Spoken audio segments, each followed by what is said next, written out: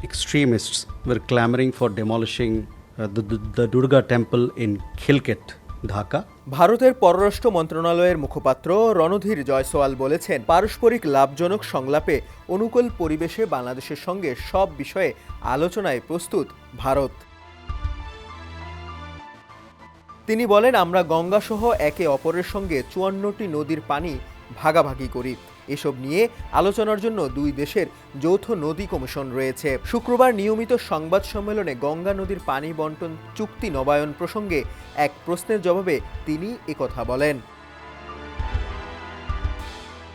বাংলাদেশের সঙ্গে বাণিজ্য নিয়ে এক প্রশ্নের জবাবে রণধীর বলেন, বাংলাদেশের পক্ষ থেকে ন্যায় বিচার, সমমর্যাদা এবং পারস্পরিক চাওয়ার ভিত্তিতেই ভারতের সংশোধিত বাণিজ্যিক ব্যবস্থা নেওয়া হয়েছে।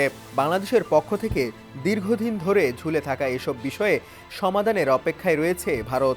এই বিষয়গুলো নিয়ে আমরা আগেও বহুবার গঠনমূলক বৈঠকে আলোচনা করেছি, এমনকি সচিব পর্যায়েও। এছাড়া ঢাকার খিলক্ষেতে দুর্গা মন্দির ধ্বংস প্রসঙ্গে তিনি বলেন, কট্টরপন্থীরা সেখানে একটি মন্দির ভাঙার দাবি তুলেছেন বলে আমরা জানতে পেরেছি।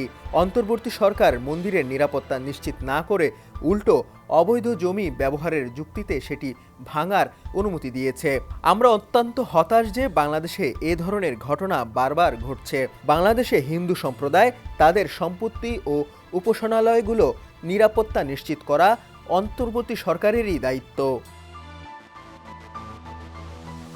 এছাড়া ১৯ জুন বাংলাদেশ ও পাকিস্তানের সঙ্গে চীনের পররাষ্ট্র সচিব পর্যায়ের একটি ত্রিপক্ষীয় বৈঠক হয়। চীনের কুনমিংয়ে নবম China south Asian exposition and the sixth China Asia cooperation শীর্ষক বৈঠকের সাইডলাইনে ৩ দেশের পররাষ্ট্র সচিবদের ওই বৈঠক অনুষ্ঠিত হয়। ত্রিপক্ষীয় বৈঠক নিয়ে প্রশ্ন করা হলে ভারতের পররাষ্ট্র মন্ত্রণালয়ের মুখপাত্র বলেন, আশপাশের অঞ্চলগুলোর ঘটনা প্রবাহে আমরা সব সময় নজর রাখি, কারণ এগুলো আমাদের স্বার্থ ও নিরাপত্তা সম্পর্কিত। প্রতিটি দেশের সঙ্গে আমাদের যে সম্পর্ক তা আলাদা আলাদা ভিত্তির ওপর দাঁড়িয়ে আছে।